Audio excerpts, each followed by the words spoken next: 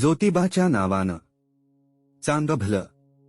महाराष्ट्रात लाखो भक्त आजही हा जयघोष मोठ्या श्रद्धेने करतात. पण ज्योतिबाच्या नावानं चांगभलं याचा खरा अर्थ काय आहे? आणि महाराष्ट्रातील लाखो कुटुंबांचे कुलदैवत श्री ज्योतिबा देव नेमके कोण आहेत? त्यांच्या जन्माची कथा काय आहे? त्यांना कुलदैवत का मानलं जातं? आणि रविवारचा त्यांच्याशी काय संबंध आहे?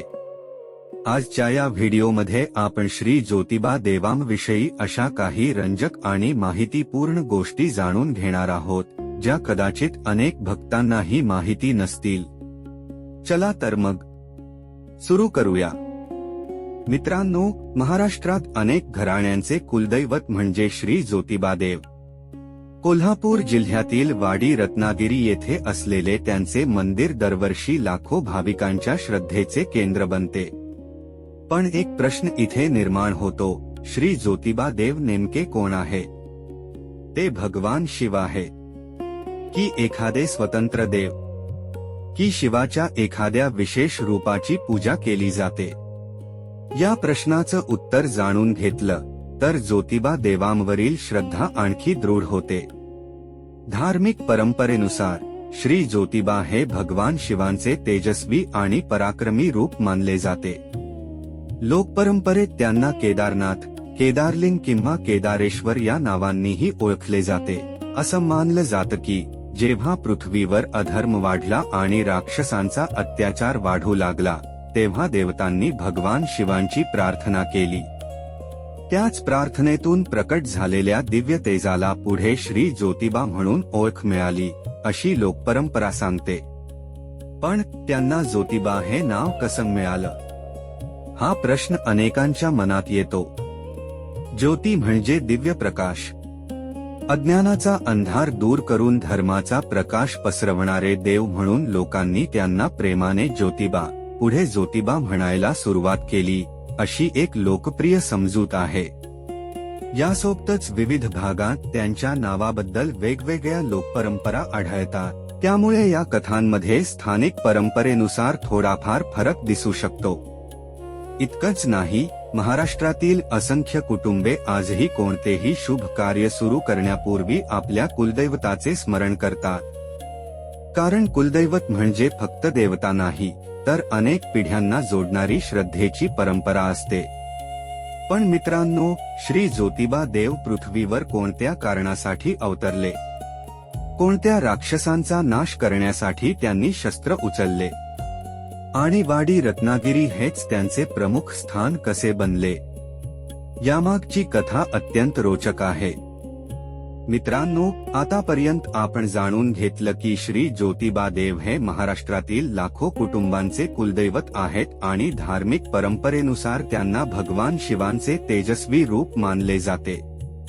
पण आता सर्वात महत्त्वाचा प्रश्न, भगवान शिवांना ज्योतिबा देवांच्या रूपात अवतार का घ्यावा लागला? यामागची कथा अत्यंत रंजक आहे. धार्मिक लोकपरंपरेनुसार एक काळ असा होता की पृथ्वीवर काही बलाढ्य राक्षसांनी अत्याचार माजवला होता. ऋषीमुनींचे यज्ञ उद्ध्वस्त केले जात होते. गोरगरीब जनतेला त्रास दिला जात होता. धर्माचं रक्षण करणं कठीण झालं होतं. सज्जन भयभीत झाले होते आणि दुष्टांचा प्रभाव दिवसेंदिवस वाढत होता. तेव्हा सर्व देवता भगवान शिवांच्या चरणी गेल्या. त्यांनी प्रार्थना केली, हे महादेव, अधर्माचा नाश करण्यासाठी आणि धर्माचं रक्षण करण्यासाठी आता आपणच काहीतरी केलं पाहिजे. देवतांची प्रार्थना ऐकून भगवान शिवांनी आपलं दिव्य तेज प्रकट केलं.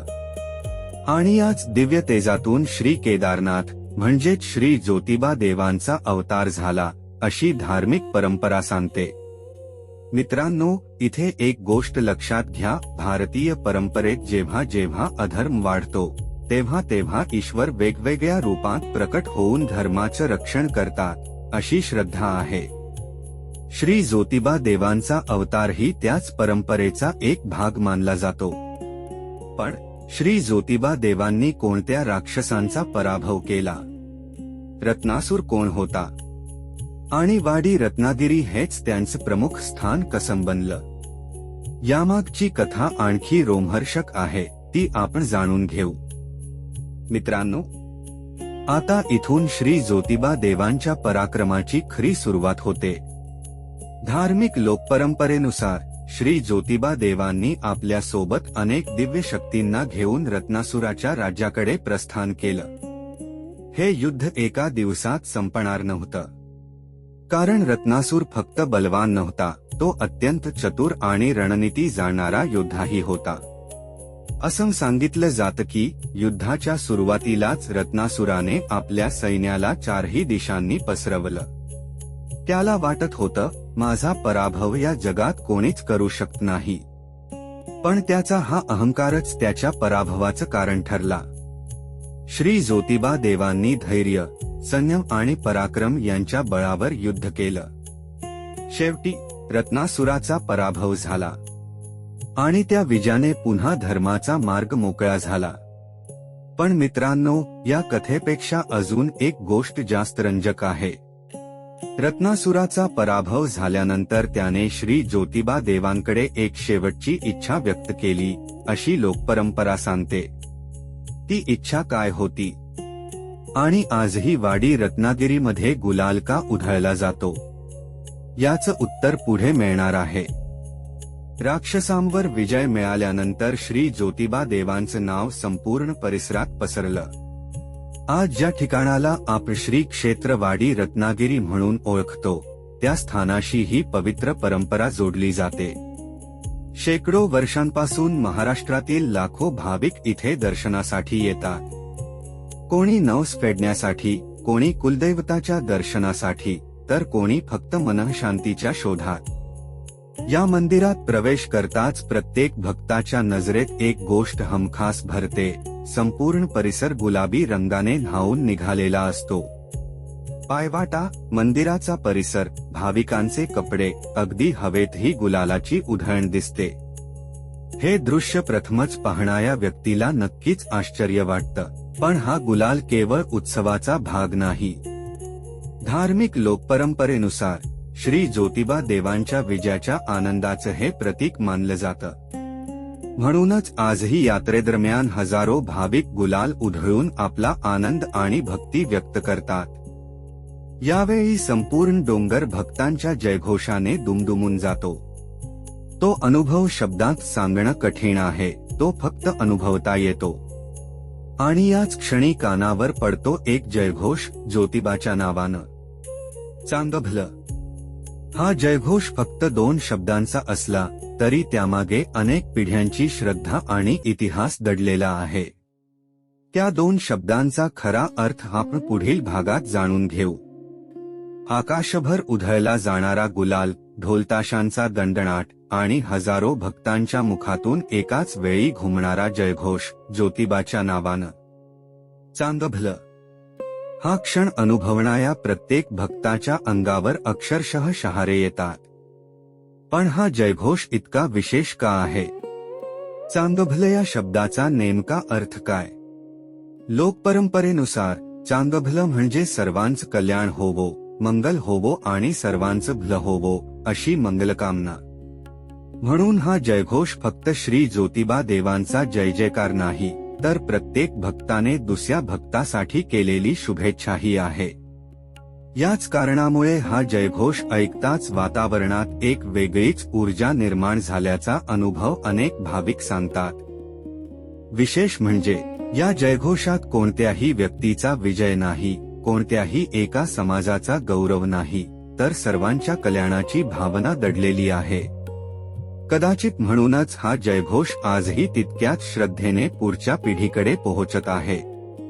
आजही वाडी रत्नागिरीच्या यात्रेत लाखो भक्त एकत्र येतात, पण तिथे कोणी कोणाला ओळखत नाही. तरी सुद्धा प्रत्येक जण दुसऱ्याबरोबर त्याच उत्साहाने हा जयघोष करतो. हीच तर आपल्या परंपरेची खरी ताकद आहे. शतकानुशतके चालत आलेली श्रद्धा आणि सर्वांना एकत्र जोडणारी भक्ती. रविवार, आठवड्यातला हा एक दिवस श्री ज्योतिबा देवांच्या भक्तांसाठी विशेष मानला जातो. याच दिवशी अनेक कुटुंब आपल्या कुलदैवताच्या दर्शनासाठी वाडी रत्नागिरीला जातात. अनेक जण घरातून निघण्यापूर्वी देवाचं नामस्मरण करतात, तर काही जण नवस पूर्ण झाल्यावर कुटुंबासह दर्शन घेतात. महाराष्ट्रातील अनेक भागात अशी परंपरा आहे की नवीन घर, नवीन व्यवसाय किंवा कोणत्याही शुभ कार्याची सुरुवात करण्यापूर्वी कुलदैवताचं स्मरण केलं जातं. यामागचा उद्देश एकच, आपल्या जीवनातील प्रत्येक शुभ कार्याला देवाचा आशीर्वाद लाभावा. यामुळेच श्री ज्योतिबा देव हे केवळ मंदिरात विराजमान असलेले देव नाही, तर अनेक कुटुंबांच्या परंपरेचा आणि संस्कारांचा अविभाज्य भाग आहे. आजही अनेक घरांमध्ये लहान मुलांना सर्वप्रथम आपल्या कुलदैवताची ओळख करून दिली जाते. ही परंपरा एका पिढीकडून दुसऱ्या पिढीकडे श्रद्धेने पुढे जात आहे. काळ बदलला, जीवनशैली बदलली, पण कुलदैवतावरची भक्ती मात्र आजही तितकीच दृढ आहे. कदाचित यामुळेच लाखो भाविक कितीही व्यस्त असले तरी आयुष्यात किमान एकदा तरी वाडी रत्नागिरीच्या दर्शनाचा संकल्प करतात. श्री ज्योतिबा देवांची कथा आपल्याला फक्त इतिहास सांगत नाही, ती आपल्याला आपल्या मुळांशी जोडून ठेवते. आपल्या परंपरेचा अभिमान बाळगायला शिकवते. आणि एक गोष्ट कायम लक्षात ठेवायला सांगते, श्रद्धा ही फक्त देवळात नाही, ती आपल्या आचरणातही दिसली पाहिजे. आजच्या या व्हिडिओमध्ये आपण श्री ज्योतिबा देवांविषयीची महत्त्वपूर्ण माहिती, त्यांच्या परंपरा आणि त्यांच्याशी जोडलेल्या श्रद्धेविषयी जाणून घेतलं. अशाच प्रकारे आपल्या देवदेवतांविषयी स्तोत्र, मंत्र, धार्मिक परंपरा आणि त्यामागील अर्थ समजून घेण्यासाठी आपल्या दिव्य मंत्र पुष्पांजली या चॅनेलला नक्की भेट द्या. या व्हिडिओमधून तुम्हाला काही नवीन माहिती मिळाली असेल तर तुमचं मत कॉमेंट मध्ये जरूर सांगा. तुमच्या प्रतिसादामुळे आम्हाला अशाच माहितीपूर्ण व्हिडिओंची निर्मिती करण्याची प्रेरणा मिळते. धन्यवाद. ज्योतिबाच्या नावानं चांगलं भलं.